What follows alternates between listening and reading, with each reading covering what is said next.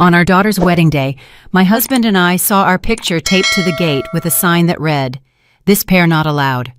We quietly turned the car around and drove home.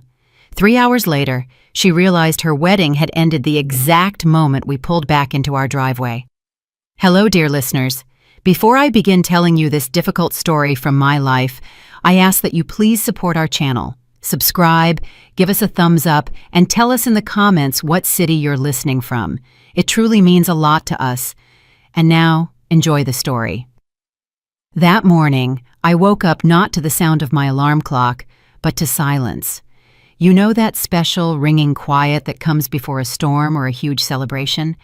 For me, this day was both. I lay there for a few minutes, staring up at the ceiling of our faded brick apartment, mentally running through the checklist I'd kept in my head for the past 6 months. Not a shopping list, no. This was the score for the most complicated symphony, and I was the conductor, even while remaining backstage. The pheasants. They were supposed to arrive at exactly 6 o'clock in the morning from a private farm in rural Virginia. I personally checked the quality of the birds and personally called the owner to remind him this was for my only daughter. The linen tablecloths, vintage, cream-colored, with delicate French hand embroidery. They were brought out of storage only because of my name. The florals, no tacky roses, just wild meadow flowers paired with rare orchids, exactly the way Camille wanted. Everything was measured to the millimeter, to the second, to the last breath. I got up and walked to the window. The city was just starting to stir, but I could already smell success. I had given 40 years of my life to the restaurant business, 40 years of feeding politicians, celebrities, and billionaires, always remaining the strict woman in a black suit who made sure the soup didn't get cold and the glasses sparkled. And all those years, I put away every single dime, denying myself vacations, a new winter coat, or home repairs, all for this one day. The day my Camille would become a princess. Not like me, a workhorse who always smelled faintly of the kitchen, but a real lady.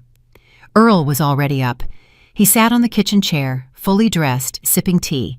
His old gray suit was impeccably pressed, and his white shirt was crisp. He looked solemn and a little scared. "Vivian," he asked quietly, without lifting his eyes from his mug, "are you sure we fit in? The Vances, they're, well, you know, blue bloods, even if they're broke." I walked over to my husband and placed my hand on his shoulder. I could feel his muscles tense. "Earl," I said, "stop it. We don't just fit in. We are the parents of the bride. And we paid for this entire reception. Every single fork, every napkin there is our sweat and our effort. The Vances are giving her a name, but we gave her life. Remember that." I put on my best dress, a structured, dark chocolate-colored dress, long and covering my knees. No excesses, just a simple brooch pinned to the lapel of my jacket. We weren't trying to look richer than we were. Our wealth was in something else. In our dignity, and in the fact that we had made the impossible possible for our little girl. We went down to our car. Our old, faithful Buick LeSabre looked humble compared to the fleet of luxury cars that must already be rolling into the mansion. But the interior was spotless, and Earl drove so carefully, as if he were transporting a crystal vase. The drive out of the city took about an hour. We barely spoke, each lost in our own thoughts. I remembered negotiating with Frank Delgado, an old friend and the owner of that luxurious historic Hudson Valley mansion by the river. He initially grumbled about being booked solid for 2 years, but when he heard it was my Camille getting married, he just waved his hand. "For you, Vivian, I'd pull the moon out of the sky. Take the hall for Saturday. We'll settle up later, for old time's sake." Camille, of course, told the groom that these were her connections, that she had practically bought the property. I didn't correct her. Let her take pride in it. The result was what mattered. The wrought iron gates of the mansion came into view in the distance. My heart started to beat faster. I expected to see the gates wide open, decorated with flowers, smiling valets, and music drifting from the lawn. I had personally approved the guest arrival scenario, but the gates were closed. Earl slowed down, frowning in confusion. "Vivian, why are they shut? Maybe we're early, or maybe they made a different entrance. No, the entrance is only here, I replied, feeling a chill start to creep inside me. Drive closer. 2 security guards stood at the massive iron gates. They weren't Frank's people. I knew every member of the estate's staff, every guard, every gardener. These 2 were strangers, wearing black uniforms without insignia, their faces stone-cold and impassive. They stood with their feet planted wide apart, as if guarding a military installation rather than a wedding. We pulled up right next to them. Earl shut off the engine. The silence in the car became thick. Taped crudely with duct tape right across the central, elegant iron scrollwork of the gate was a large, laminated, poster-sized printout. I squinted. My vision isn't what it used to be, but I got the gist immediately. It was a photograph. Our photograph. Earl's and mine. The very one I had sent Camille in a text message only a week ago. We were sitting on our porch, tired after weeding the garden, wearing simple t-shirts, laughing over mugs of iced tea. It was a very personal, warm, homey picture that I had sent with the caption, "Love you, sweetheart. Can't wait for Saturday." Now that photo was defaced. Across our smiling faces was a thick, angry red stamp. "This pair not allowed. Security threat. Entry prohibited." The words hit me harder than a slap. The air caught in my throat. I heard Earl gasp convulsively. "Vivian," his voice dropped to a whisper. "What is this? Is it some kind of joke? A contest?" I couldn't answer. I just stared at my smile in the photo, crossed out with a red X. This wasn't just a no. This was a public renunciation. We had been displayed as criminals, as dirty vagrants who shouldn't be let across the threshold of a respectable home. And the most terrifying thing, she had given them the photo. No one else had that shot. One of the guards lazily approached the car, not even bothering to bend down to the window. He just tapped his baton on the hood and gestured for us to turn around. "Time to go." My gaze slowly traveled upward, past the gates, to where the facade of the mansion was visible through the linden trees. There, on the second floor, was a balcony overlooking the driveway, and I saw her. Camille stood at the railing. She was wearing that dress, the one we had spent all our savings on for the last 5 years. The finest lace, 1,000 pearls. She looked magnificent. Next to her stood a woman in a wide-brimmed hat, Alberta Vance, the groom's mother.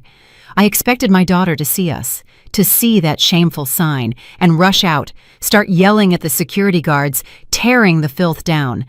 I waited for a look of panic, of confusion. But Camille was smiling. She was looking right at our car. She saw us. She saw the sign, and there was not a trace of embarrassment on her face. On the contrary, it was a smile of relief. She said something to her mother-in-law, pointing at us with an elegant movement, and Alberta nodded approvingly, covering her mouth with a lace handkerchief to hide a giggle. And then my daughter, my Camille, for whom I'd stood over a stove for 40 years, raised a glass of champagne. She saluted us. Or rather, she was toasting the fact that the problem of having common parents had been solved so efficiently, to the fact that we wouldn't be an eyesore to her aristocratic guests with our cheap suits and plain faces. She took a sip and turned away, returning to the party we paid for. I didn't cry. Tears are just water. But in that second, everything in me froze, hardening into dry, sharp ice. It was a strange feeling. Not pain, but a sudden absolute clarity. It was as if someone had wiped condensation from a window, and the world outside wasn't festive and bright, but gray and sickeningly sharp. I put my hand on my husband's forearm. Beneath the thin fabric of his jacket, his muscles were vibrating with a small, wretched tremble. He looked at his daughters retreating back, at the closing balcony doors, and his face aged right before my eyes. The wrinkles deepened, as if carved by a knife. "Earl," I said softly. My voice was steady, like the beat of a metronome. "Turn around." He blinked, tearing his gaze away from the mansion with effort. "Vivian, but what about... Maybe we should call someone? Maybe it's a mistake?" "There is no mistake." I squeezed his arm a little harder, pulling him back to reality. We weren't invited. We were put out. Let's go home. Earl inhaled convulsively, shifted into drive, and our Buick LeSabre slowly traced an arc in the gravel before the closed gates. The guards didn't even look after us. To them, we were just trash that the wind had swept off the road. The drive back was agonizing. We traveled in complete silence. The radio was off. Earl stared straight ahead, gripping the steering wheel so tightly his knuckles were white. I stared out the side window at the blurring trees and the sun-drenched fields, which now seemed fake to me, like the gilt on cheap jewelry. One thought kept spinning in my head. This wasn't a spontaneous decision. The sign was laminated. The security guards were briefed. Camille had been planning this for weeks, maybe months. While I was choosing napkins, while Earl was counting out his retirement savings to pay for the orchestra, she already knew we wouldn't be there. We were only needed as a wallet to be discarded the moment it emptied. She wasn't just ashamed of us. She had annulled us. Somewhere halfway back to the city, Earl suddenly choked back a sob, a single short, dry sound. "Why, Viv?" he asked, using the nickname he'd only called me when we were young. We did everything for her." "Don't ask," I cut him off. Pity was dangerous right now. If I started pitying him or myself, I would shatter, and I needed to remain whole. I needed to act. I opened my handbag, my old, worn leather bag. At the bottom, under a pack of tissues and my glasses case, lay an item I hadn't taken out in maybe 2 years, my little black book. It was a thick notebook bound in faux leather, swollen with tucked-in business cards and scribbled notes. My entire life was in it. 40 years of work. The phone numbers of the best caterers, restaurant owners, chefs, florists, and of course the maitre d's. That book held more than just contacts. It held debts. People I had helped start their careers, people I had saved from being fired. People who knew that if Vivian Carmichael called, the matter was serious. I flipped through the pages, looking for the letter P. Paul. He was the head steward at the wedding right now, the senior floor manager overseeing every move the waiters made. 15 years ago, I had hired him, a college kid, to wash dishes in the Waldorf Astoria's banquet hall. I taught him everything: how to uncork wine without spilling a drop, how to calm a drunk guest, how to hold your back straight even when you're collapsing from exhaustion. He used to call me Mama Vivian. I dialed the number. The phone rang long and slow. I imagined the hustle and bustle at the mansion, the guests seating themselves, anticipating the first toast. "Hello, Vivian Carmichael." Paul's voice was breathless but cheerful. "Are you on your way? We're running a little behind with the seating chart. Alberta Vance caused a scene about the place cards, but I fixed it all. We're just waiting for you and Earl." I looked at the road.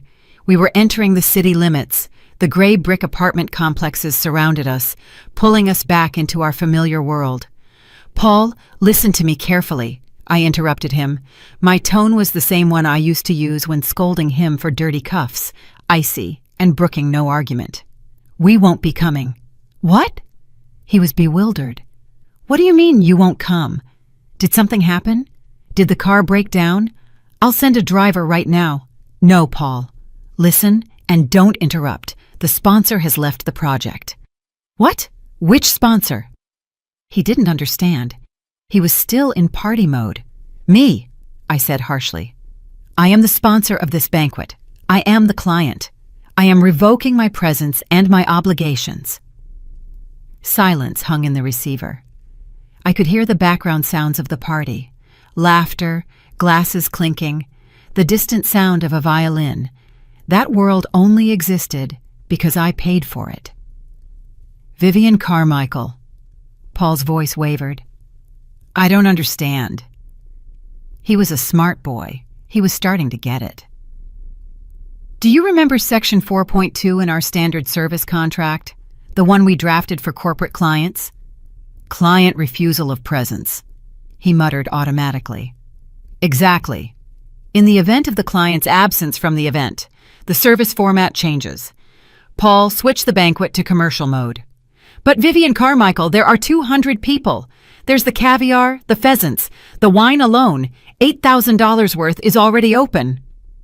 Starting this second, I enunciated every word, looking at my hands resting calmly on my lap. Everything served on the tables must be paid for on the spot. The sponsor is gone. The open bar is over. Kitchen, stop. Alcohol, stop. Any order goes through the register only. They'll kill me, Paul whispered, horror in his voice. They won't kill you, I assured him. You're just doing your job. Tell them the client's account has been frozen. And Paul. The wine from the special reserve. The cases I brought personally yesterday. Lock the cellar. Put the key in your pocket. That is my private property, not part of the catering. Understood, he replied in a different tone, the tone of a professional who had received a command in a crisis. Switching to cash and carry mode. Should I announce it to the guests? No, let the surprise be gradual. Start with the servers. Have them stop circulating the appetizers. I pressed the end call button. The phone screen went dark. I put it back in my purse and snapped the clasp shut with a loud click. Earl looked at me. His eyes held fear mixed with admiration. What did you do, Vivian? I just stopped being a mother, Earl, I answered, staring ahead at the gray asphalt. And I became who they think I am, a service provider. And service providers, as we know, only work for money. The phone in my bag didn't ring. Not yet. I knew it would take another 20 minutes before the wave from the stone I'd thrown into the water reached the shore. Meanwhile, at Frank Delgado's mansion, as I had predicted, a very different scene was unfolding. I didn't see it with my own eyes, but 40 years of experience allowed me to reconstruct the events with perfect timing. I knew the rhythm of a banquet. I knew how the room breathed. The guests had taken their seats at tables set up in the garden under the canopy of ancient trees. A pristine white tent shielded them from the sun. A light breeze stirred the edges of the tablecloths. The orchestra played something light and unobtrusive, Vivaldi or Mozart. Camille was seated at the head table next to Julian. She was glowing. She felt like a queen who had successfully executed a palace coup. Her parents were gone. The embarrassment was eliminated. Around her were only her people, the high society folk she longed to be a part of. Alberta Vance, adjusting her massive necklace, must have tapped her fork against her glass already, demanding attention for the first toast. But something went wrong. The waiters, my boys and girls, trained to automatic perfection, should have been gliding silently between the tables right now, pouring champagne and offering canapes with caviar. But they were moving differently. Strange, jerky. They froze. Paul, having received my call, didn't waste any time. He crossed the floor with a brisk stride, issuing short commands into his earpiece on the fly. The senior servers nodded, their faces turning serious. The smiles vanished. Trays of appetizers that had already been lifted were lowered back onto the side tables. "Excuse me, ma'am," a young server said politely but firmly, pulling a bottle of expensive champagne right out from under the nose of Julian's portly uncle, who was reaching for it. Technical pause. The music abruptly stopped. The violinist lowered his bow, looking confusedly at the conductor, to whom someone had whispered something. In the silence that followed, the clinking of cutlery sounded especially loud and out of place. Camille frowned. She looked around, searching for Paul. "Hey!" she called out, snapping her fingers. That gesture always irritated me. You snap your fingers for a dog, not a maitre d'. "Why is the music silent? Where is the wine? Our guests have empty glasses." Paul approached the head table. He was immaculate in his tuxedo, but the servility Camille was used to seeing was gone from his eyes.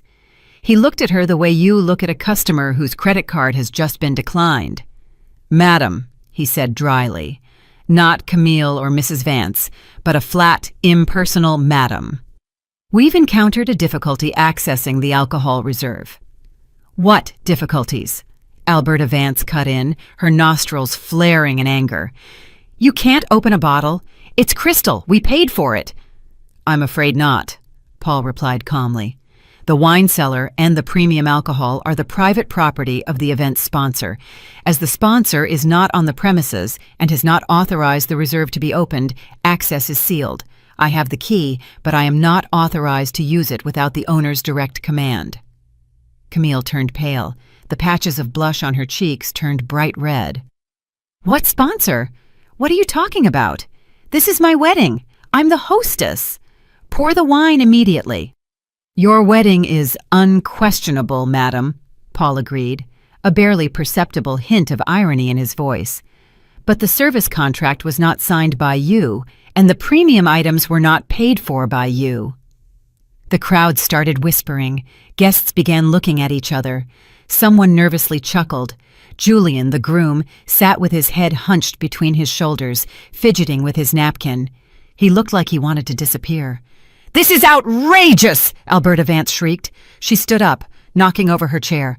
"I will complain. I will ruin your company. We demand service. We are hungry after all. Where is the first course? Where are the pheasants?" Paul didn't even blink. He took a thin sheet of paper and a pen from the folder he held under his arm. "The kitchen is ready to continue working," he said, extending the sheet to the mother-in-law. "But due to the lack of payment confirmation from the main client, we have switched to a direct payment system." Alberta Vance snatched the paper. Her eyes widened. "What is this?" "This is the invoice for the first hour of site rental and the service fee for the aperitifs," Paul explained loudly so the nearest tables could hear. "Since the account holder has left the premises, according to the force majeure clause of the contract, payment is transferred to the organizers present, that is, to you. The amount due is $4,000. Payment is required now, please. Card or cash?" The silence in the garden became absolute. Even the birds seemed to stop singing. $4,000 for 1 hour. And this was only the beginning. Camille jumped up, gasping for air like a fish thrown onto the bank. "You're lying!" she screamed, her voice cracking. "Mom paid for everything, everything. You're just trying to extort money. I'll call the police." "Call them," Paul shrugged indifferently. "But first, I'd recommend calling your mother, if she takes the phone. Until the invoice is paid, service is suspended. Servers, exit the hall." At his signal, as if by magic, the entire staff, 30 people in white gloves, simultaneously turned and headed for the exit of the tent. They left silently, with dignity, leaving the guests alone with empty plates and locked bottles. It was a terrifying sight for high society, to be left without servants, without food, left alone with their own helplessness. I imagined Alberta Vance's face at that moment. She was looking at the bill as if it were a death sentence. Her hands were shaking. She glanced at her son, Julian, seeking support, but he only lowered his head further. In our car, which was just pulling up to our building, Earl suddenly broke the silence. "They're going to start calling now, Viv. What are we going to say?" I looked at my phone screen. The first call. Daughter. The photo of a laughing Camille on the screensaver. "Nothing," I replied, swiping my finger across the screen and tapping decline. "We won't say anything. Today is our day off." I powered the phone completely down. The screen went dark, reflecting my calm, tired face.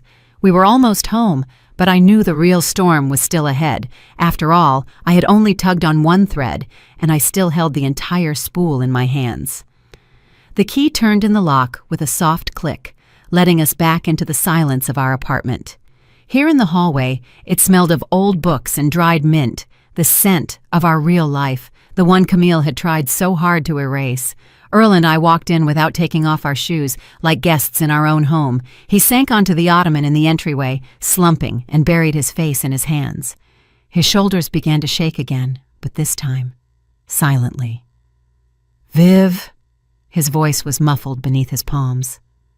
Were we too cruel? Maybe we should have just left and that was it. Left them the food. There are people there, guests. I took off my jacket and carefully hung it on a hanger. My movements were slow, automatic. "Cruel?" I repeated, walking into the kitchen and putting the kettle on the stove. "Earl, cruel is taping your parents' picture to a gate with security threat written over it. Cruel is being ashamed of your father's hands, which worked 2 shifts to pay for tutors. We're just restoring balance." The kettle started to whistle. I took out 2 mugs, our favorites, the ones with tiny chips that Camille always suggested we throw out. But the mansion, Earl raised his eyes to me, full of confusion. Camille told everyone it was her dowry, that we bought it for her. I froze, the jar of tea leaves in my hands. There it was, the core of the lie. She said a lot of things, I said quietly. She told the Vances that we gave her the estate, that the title was in her name. Earl's face went white. Lord, if they find out, they'll find out. I tossed a pinch of tea into the pot. Right now, they will. I walked over to the landline phone hanging on the wall. My cell was off, but only one important person knew this number: Frank Delgado. I dialed his private number. The rings were short and sharp. Yeah! A familiar bass voice snapped into the receiver. Frank was not in a good mood. The news from Paul must have reached him already. Frank, it's Vivian. A pause hung on the other end. Then Frank's voice softened, but a hidden fury still boiled beneath it. Vivian, Paul called me. He told me you shut down the banquet. He told me about the sign. Yes, I simply answered. Damn it, Viv. The word was crude, but it carried so much sympathy that my eyes stung. I would have thrown them out myself if I'd known. Vivian, you know. I thought it was your whim, that you decided not to show up so you wouldn't embarrass them. I know, Frank, I don't blame you. But now, listen to me. Go ahead. Camille told the Vances that the mansion is her property. My wedding gift, my mansion. A sound like a growl came through the phone. She what? She said it was her house, my family's home? Yes, and right now they're there, convinced they're on their own land. Oh, that brat! Frank coughed in outrage. Vivian, do you know what that means? I do. I looked out the window at the gray courtyard. The rental contract was in my name. It includes a clause about the presence of an authorized representative. I am not there. Therefore, the contract is invalid. Frank finished for me. His voice was turning to steel. The insurance is void. Any damage, any injury, that's my personal liability, and I have 200 drunk clowns on the property. No, Vivian, this won't stand. This isn't a wedding anymore. This is criminal trespassing on private property. Do what you have to do, Frank. The protocol is the protocol. I'm coming out there, he barked shortly, and I'm bringing the dogs. He hung up. I slowly set the receiver back down on the cradle. At that moment, chaos reigned at Frank Delgado's estate. Guests, abandoned by the servers, were starting to rummage through the tables for food themselves. Alberta Vance, red with anger, was screaming at a terrified Julian, demanding he deal with these commoners. Camille was sobbing, smearing her mascara, trying to call anyone, but the signal naturally was poor. The thick walls of the old mansion blocked the reception. Suddenly the lights went out. It was instantaneous. The huge crystal chandeliers in the tent, the strings of lights wrapped around the trees, the powerful floodlights illuminating the mansion's facade, everything went dark at once. The music, which was still playing from someone's portable speaker, choked. Darkness fell. Only the moon and the dim screens of cell phones lit up the fear-twisted faces of the guests. "What is happening?" shrieked some aunt in a feathered hat. "Are we in a cave?" Then the fountain stopped. The sound of water, which had created a pleasant background noise, vanished, replaced by an ominous silence in which only the heavy breathing of 200 people could be heard. And then they heard the barking. Deep, guttural, rolling barks from 2 massive Dobermans. Out of the darkness of the park, cutting through the gloom with a powerful flashlight beam, walked Frank Delgado. He wasn't in a suit. He was wearing an old camouflage jacket and heavy boots. On leashes, he held the 2 dogs, each the size of a small calf. The crowd recoiled. Women screamed. Men who had been pretending to be brave a minute ago backed away, knocking over chairs. Frank stopped in the center of the grounds, shining his flashlight beam onto the newlyweds' table. Camille squeezed her eyes shut against the bright light. "Who's in charge?" Frank roared. His voice, without a microphone, cut through the noise of the crowd. Julian tried to stand, but his legs wouldn't hold him. Alberta Vance, shielding herself with her son, yelled, "What do you think you're doing? This is private property. We're calling the police. Get those dogs away." Frank smirked. In the light of the flashlight, his smile looked chilling. "Private property?" he repeated mockingly. "That's right. This is my private property. And who are you?" "This is my daughter-in-law's home," Alberta declared, pointing a finger at Camille. "She's the owner." Frank moved the beam of light to Camille. She was huddled into a ball, shaking. "Is that right?" he asked gently, the way a python asks a rabbit. "Camille, sweetheart, tell them.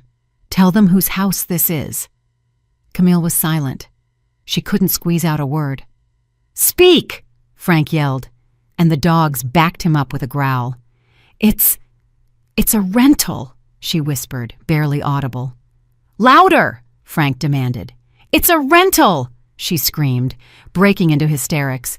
"We're just renting it. It's not my house." The crowd gasped.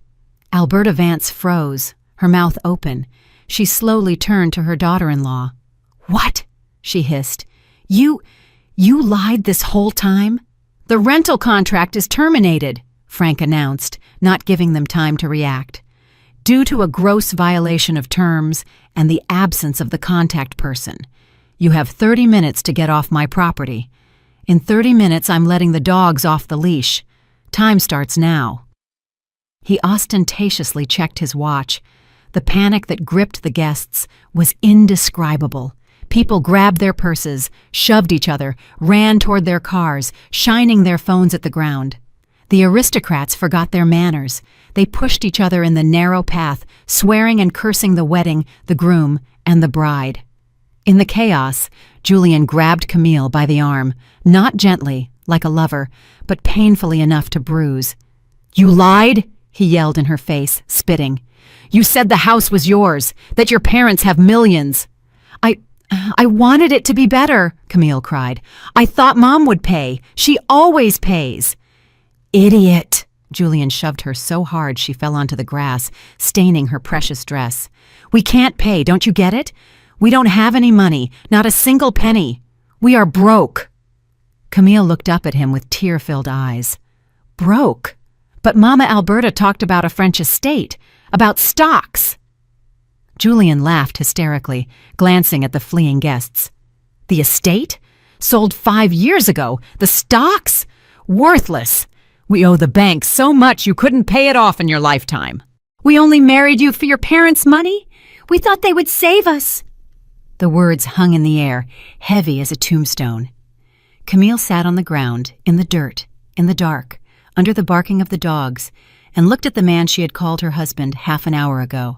Her fairy tale didn't just end, it turned into a horror movie, and the most terrifying thing was that there was no one coming to save her.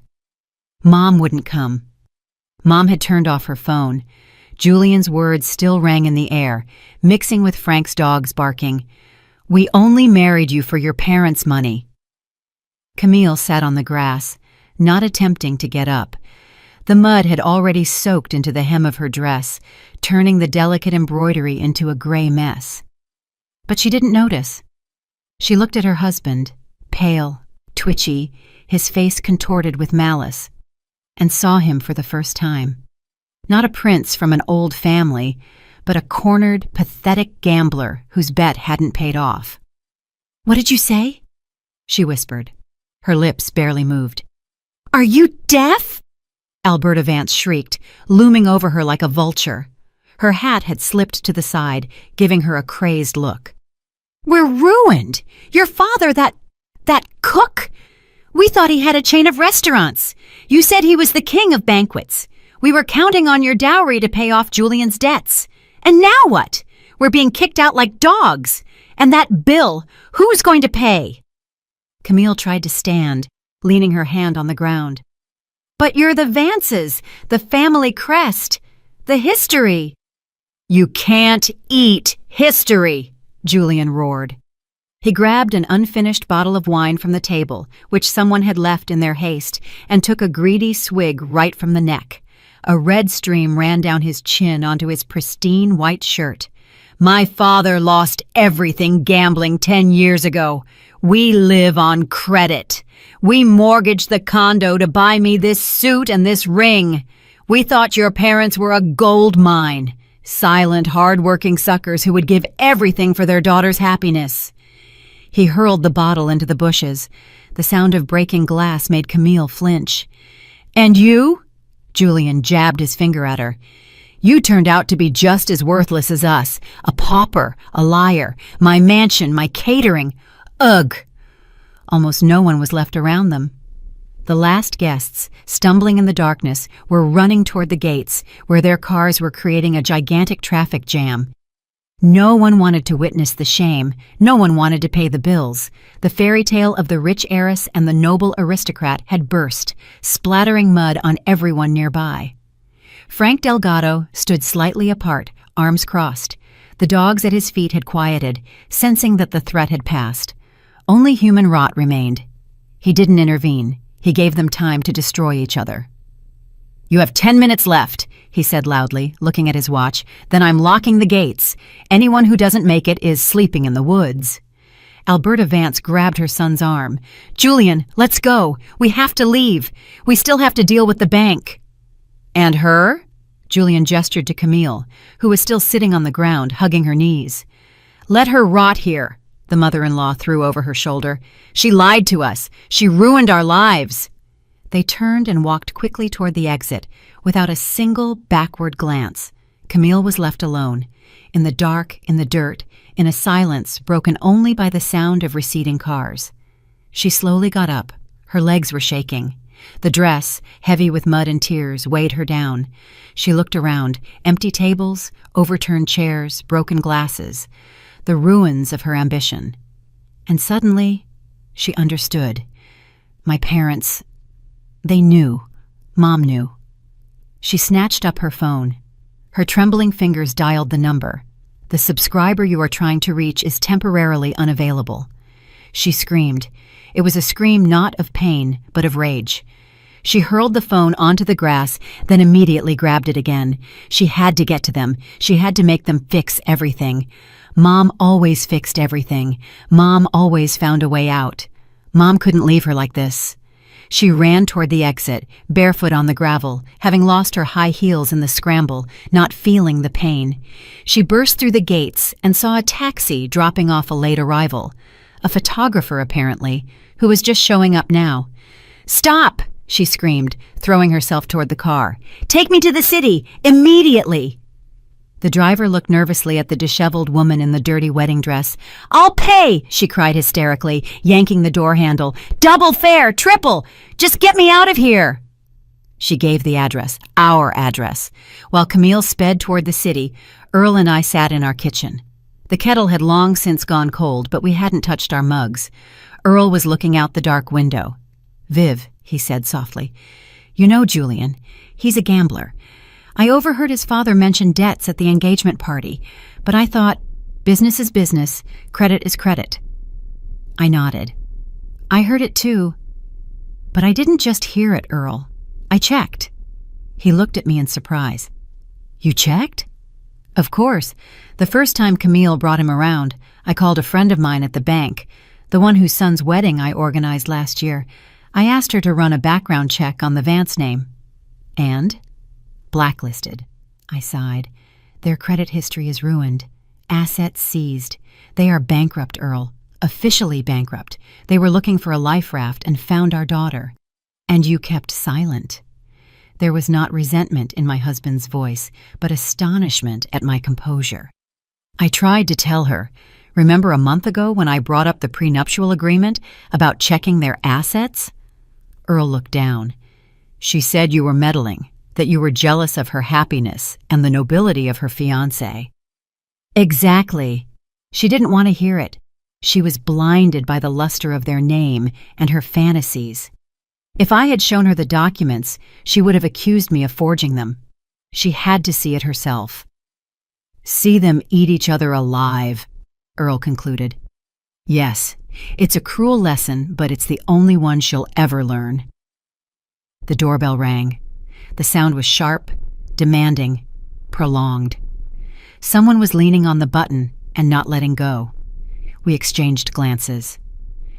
"It started," I said, getting up from the chair. I smoothed down my house dress, ran a hand through my hair. I was ready. "I'll get it." Earl also stood, but I stopped him with a gesture. "No, sit. This is my conversation." I approached the door. I could see Camille's distorted face through the peephole. She was alone. Julian and his mother must have fallen behind or gone somewhere else to lick their wounds, but I knew they would come too. Greed would bring them here. I didn't open the door right away. I put the security chain on first, then turned the lock. The door opened 5 inches. "Mom!" Camille shoved her shoulder into the gap, trying to widen the space, but the chain tautened with a clang of steel. "Mom, open up! Let me in!" She looked awful. Mascara ran down her cheeks in black streaks, her hair was matted, her dress was torn, but there was no remorse in her eyes. There was only fear and entitlement. "Mom, do you know what happened out there?" she screamed, seeing my calm face in the doorway. "Frank let the dogs loose. The guests ran off. Julian dumped me. They're bankrupt, Mom. They're poor." "I know," I replied calmly. Camille froze. She stopped pushing on the door and stared at me through the gap. You knew?" "Yes. And you let it happen?" Hysteria flared in her voice again. "You knew and stayed silent? You ruined my life on purpose." "I didn't ruin your life, Camille. I simply stopped paying for your illusions." At that moment, the elevator noise sounded in the hallway. The door slid open, and Julian and Alberta Vance rushed out.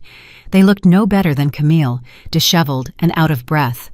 They had apparently decided they had nothing to lose and had come to demand compensation. "There they are!" Alberta shrieked, seeing me in the doorway. "The fraudsters, open up! We demand an explanation! We demand our money! You humiliated us!" Julian rushed to the door and tried to yank the handle, but the chain held firm.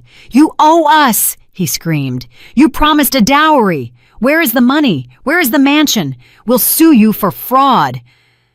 I looked at this circus of freaks. My daughter, my son-in-law, his mother.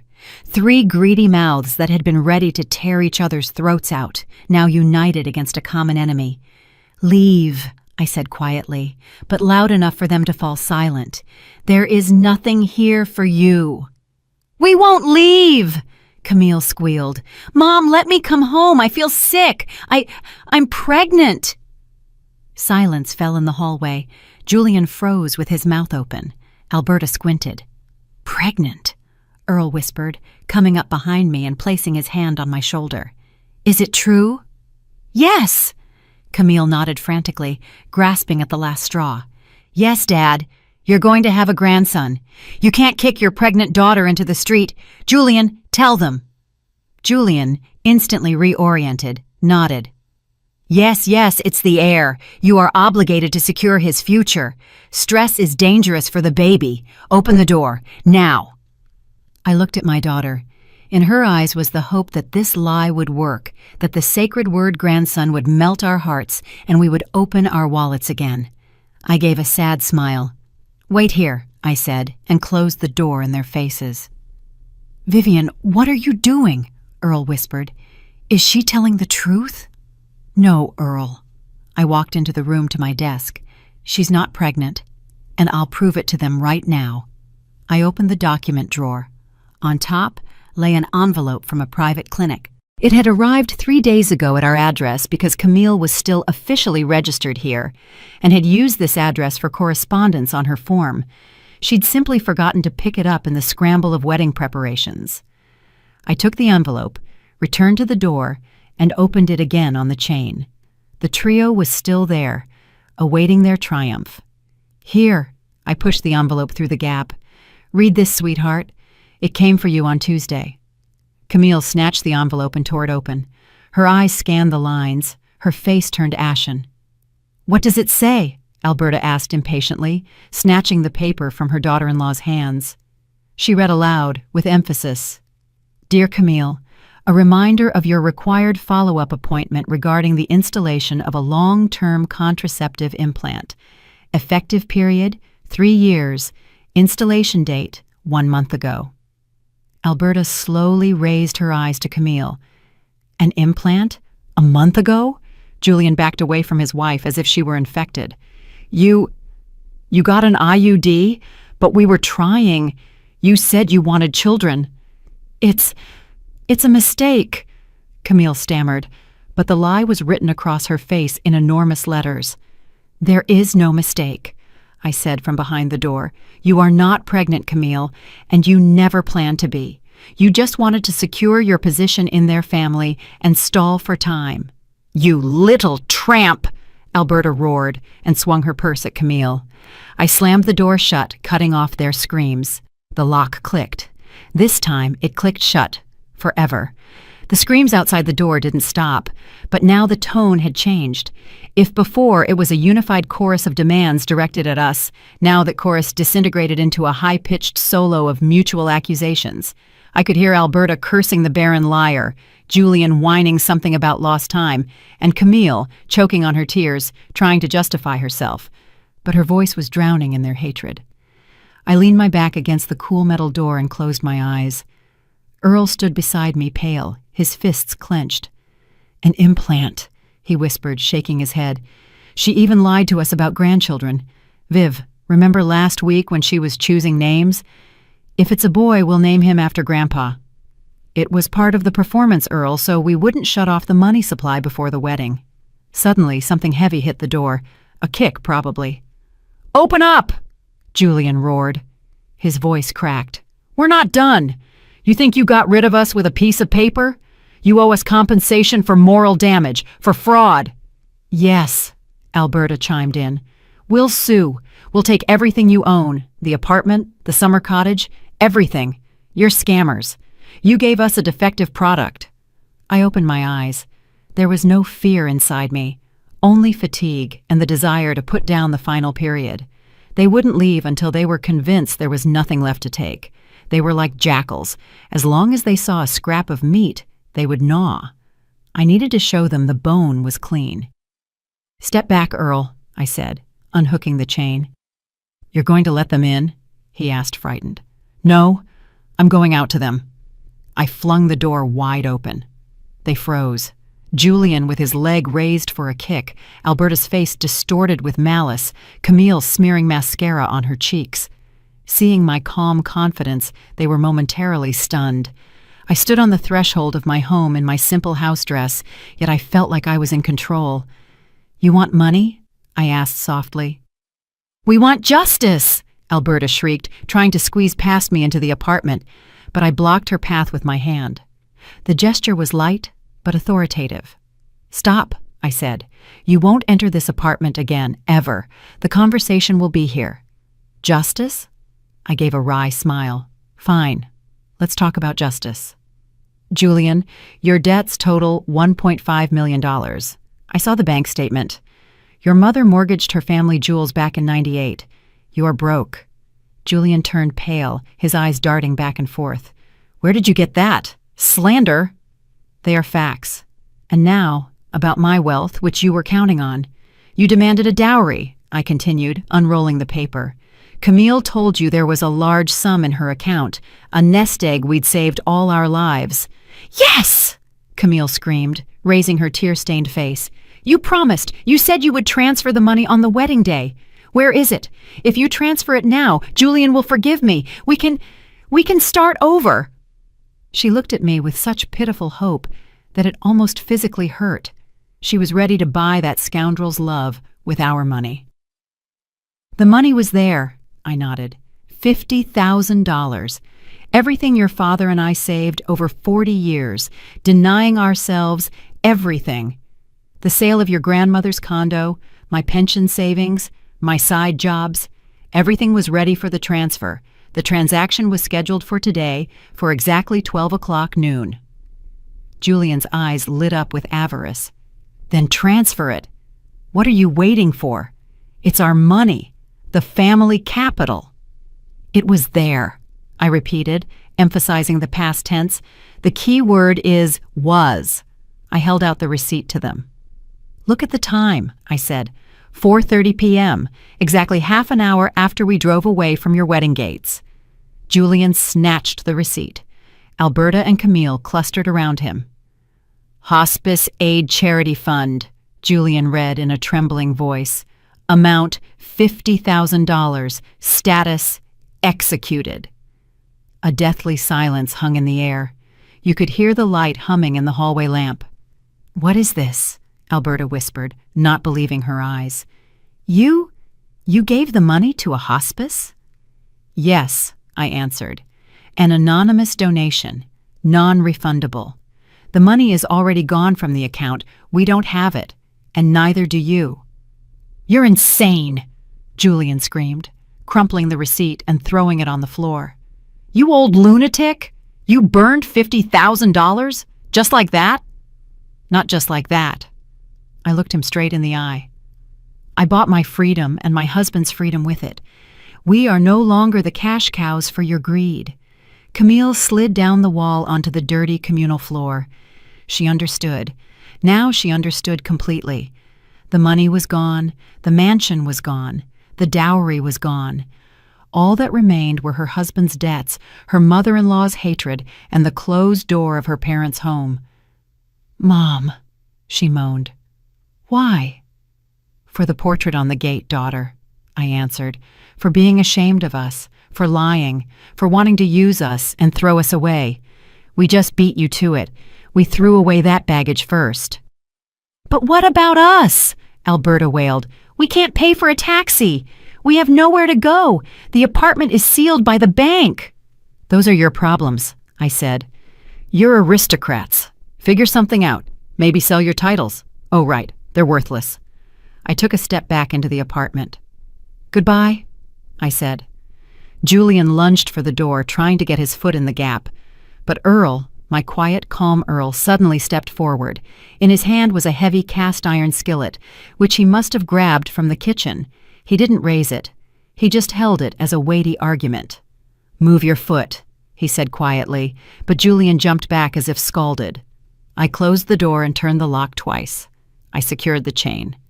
We stood in the entryway, listening as a new wave of hysteria rose outside the door. But now it was far away, in another world, a world to which we no longer belonged.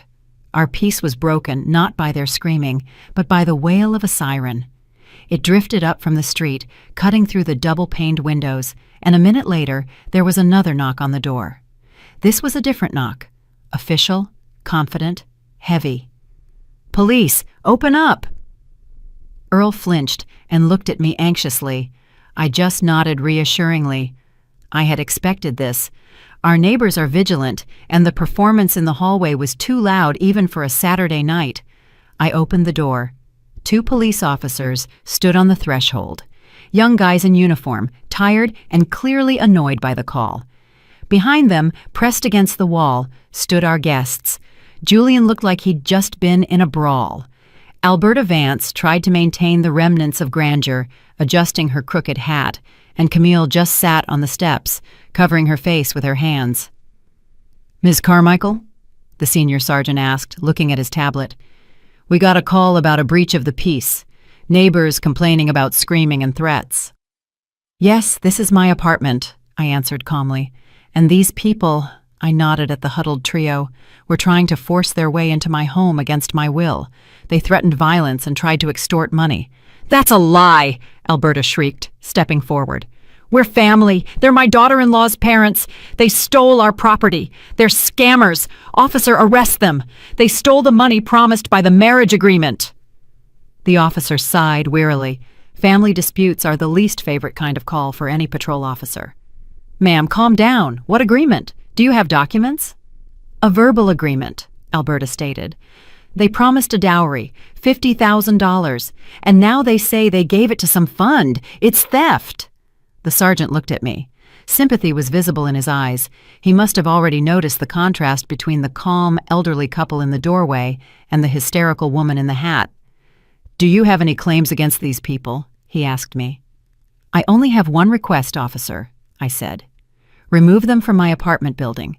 They are not registered here. They are not invited, and they are disturbing my peace and frightening my neighbors." "But she's my daughter," Camille cried, lifting her head. "Mom, how can you?" "Ma'am," the officer addressed Camille. "Are you registered at this address?" Camille hesitated. "No, I moved out last week before the wedding to register at my husband's place."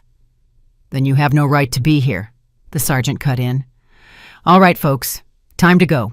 Take your $50,000 arguments to court, but don't make a scene here." "We're not going anywhere," Julian insisted. "We have nowhere to go." "You'll go to the station if you don't clear the premises right now." The officer's voice hardened. He placed his hand on his nightstick. "Section 20.1 of the Penal Code, disorderly conduct. We'll file charges." Alberta Vance gave me a look filled with such venomous hatred that the air around her seemed to turn green. "You will regret this," she hissed. "You will die alone, and no one will bring you a glass of water." "I'd rather die of thirst than drink from hands that hate me," I replied. The officers began escorting them toward the elevator. Julian still tried to yell something about lawyers. Camille sobbed out loud, clinging to the railing, but force was not on their side. The elevator doors closed, cutting off their cries. The building fell silent again. The sergeant lingered for a second. "Sorry for the disturbance," he said, touching the brim of his cap. "If they come back, call us immediately. We'll send a unit." "Thank you, son," I smiled. I closed the door.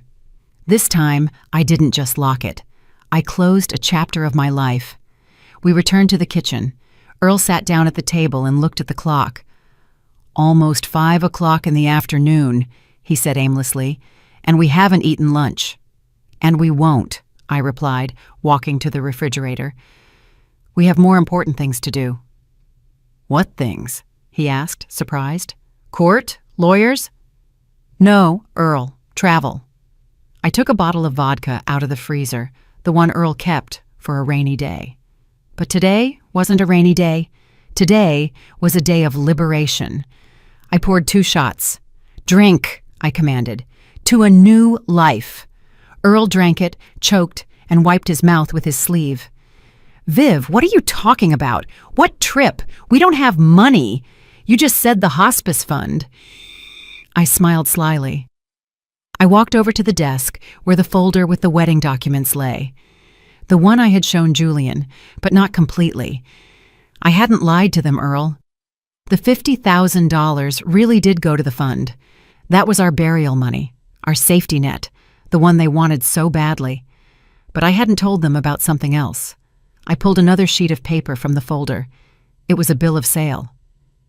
"What is this?" Earl put on his glasses. "Remember the garage? The brick one downtown your father left you? The one we've been renting out as a storage unit for the past 10 years? Yeah. I sold it yesterday." Earl's eyes widened. "Sold it? Why?" "Because we don't need it. And we need the money, but not for Camille, and not for the fund." I laid a glossy brochure I'd been hiding in the same folder in front of him. The cover showed a luxurious train speeding through a snowy wilderness and an inscription in gold letters. "The Coast to Coast Dreamliner, New York to San Francisco, luxury class." Earl took off his glasses. His hands were shaking. "Viv, that's your dream. You've wanted to do that since we were young." "Our dream, Earl. Remember when we watched that show about the Pacific Coast? How you wanted to see the ocean, but that's crazy expensive." "The garage," I cut him off. "It cost exactly as much as 2 first-class sleeper tickets with full board and excursions. Departure is tomorrow at 8 o'clock sharp from Grand Central Station." Earl was silent. He looked at the brochure, then at me, then at his empty glass. A tear rolled down his cheek. "But what about Camille?" he asked softly. "How can we just abandon her? She's going to be destitute." "She won't be destitute," I said harshly. "Grown adults with arms and legs don't become destitute. Let her learn to live. Let Julian go work as a moving man. Let Camille go be a waitress. I started by washing dishes, and the crown didn't fall off my head. It will be good for them. And we, Earl, we've done our part. We raised a daughter. We gave her an education. We tried to give her a wedding. She chose her path, and we will choose ours." I picked up the phone from the table. The screen blinked with a notification. One message from Frank. Mansion is clean. Trash is gone. Your wine is safe in the cellar, waiting for better times. You are a rock, Vivian. I respect you. I smiled. Pack your bags, Earl, I said, feeling an incredible lightness in my body. We don't have much time. The train won't wait. Earl slowly stood up. He straightened his shoulders. For the first time all day, maybe in years, he looked not like a tired old man, but like a man with a purpose. The fishing rods? He asked suddenly, with boyish excitement. Can I bring the fishing rods? We'll be near the Pacific. You can, I laughed. You can bring everything, Earl. Now we can do anything. Night fell over the city like a soft blanket, but in our apartment the lights were on in every window. We didn't sleep, we packed.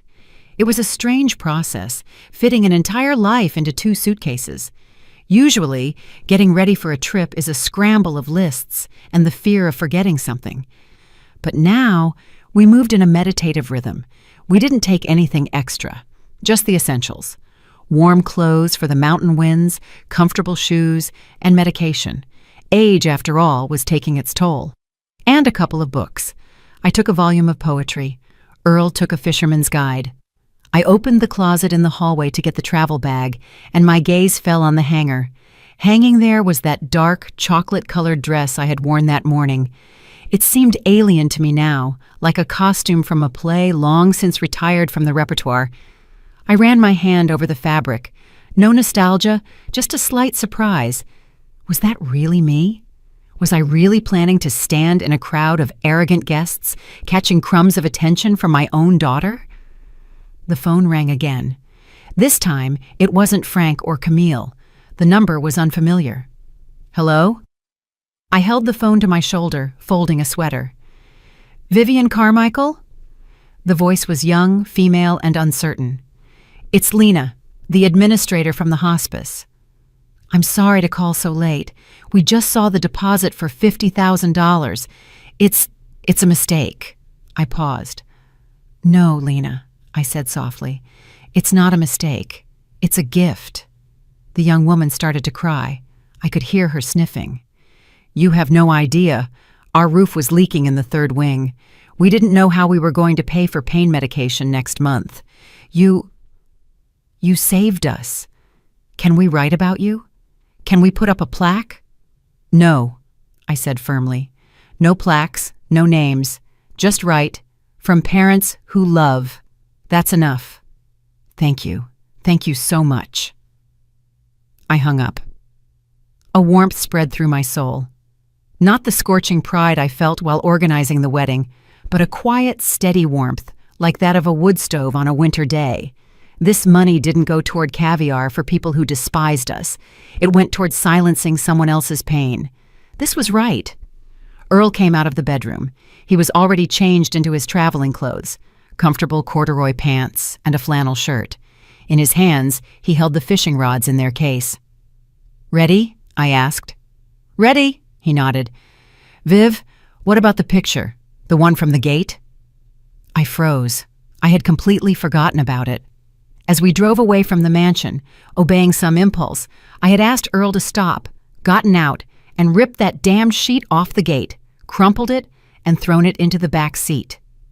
Then at home, I had mechanically carried it into the apartment with my purse. Where is it? I asked. In the trash can, Earl replied. I put it there when you were talking to the police, but maybe we should keep it for memory, as a lesson? I walked into the kitchen and opened the cabinet door under the sink. On top of the potato peels lay that wad of glossy paper. The red letters, "This pair not allowed," showed through the creases. I looked at it for a minute, remembering that moment at the gate, the cold in my chest, Camille's laugh on the balcony. No, I said, slamming the door shut. We don't take trash into a new life. Let it rot here. That's the past, Earl. We're going to the future. We left the apartment at 5 o'clock in the morning. The city was empty and clean. A taxi was already waiting outside the building. The driver, an elderly man with kind eyes, silently loaded our suitcases. As we pulled away, I didn't look back at the windows. I knew it was dark there. I knew the apartment keys were with the concierge, along with a note for the realtor. Rent out long-term, transfer the money to the card. We wouldn't be coming back here soon. Maybe never. The station greeted us with the smell of coffee and diesel, the scent of travel. Our train, huge and gleaming, stood on track 1. The conductor in her starched uniform smiled as she checked our tickets. "Carmichael's, welcome aboard. Your cabin is ready. Tea or coffee right away?" "Tea," Earl said. "With lemon and in a proper glass holder, please. The real thing." We stepped into the compartment. It was luxurious. Velvet seats, a carpet runner, a small table with a lamp under a green shade. Outside the window, dawn was breaking. The train pulled out. Gently, almost imperceptibly, the platform slid backward. Kiosks, people rushing for commuter trains, the gray bulk of New York City floated past. I took out my phone. The final act. I opened my contacts. Camille, Julian, Alberta. I selected all of them, pressed block, then went into settings and chose change number. I had removed the old SIM card in the taxi and thrown it into the trash bin at the station entrance. A new card, bought yesterday, was already in the slot. No one would find us. No one would call asking for money. No one would accuse us of being cold-hearted. We had disappeared. Earl sat across from me, looking out the window. The train picked up speed. The city ended, giving way to forests and fields. "Viv," he said, not turning his head. "You know, we're free." "Yes, Earl. And you know what I regret?" He turned to me. There were tears in his eyes, but his face was lit up with a smile. "What?" "That we didn't see that sign 10 years earlier." I laughed, easily, brightly, like I did when I was young. "Better late than never. Pour the tea, old man. San Francisco is waiting."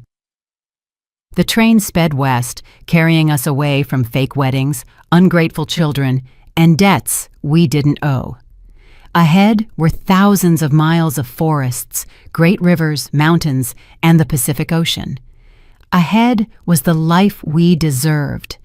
And this time, there was a completely different sign hanging on the gates of that life. "Welcome, entry only for the happy." That's the story, my dear listeners. A story about how a parent's love is boundless, but even it has a limit of self-respect. And sometimes, to find happiness, you just have to close the door to the past and get on a train headed for a dream. Thank you for being with me and listening to the end. If this story touched you, please support the channel. Subscribe, like, and write in the comments how you would have acted if you were Vivian and Earl. Could you have forgiven a daughter like that? I'm very interested in your opinion. And if you want to hear another true life story full of unexpected twists, click the button that just appeared on your screen. Until next time.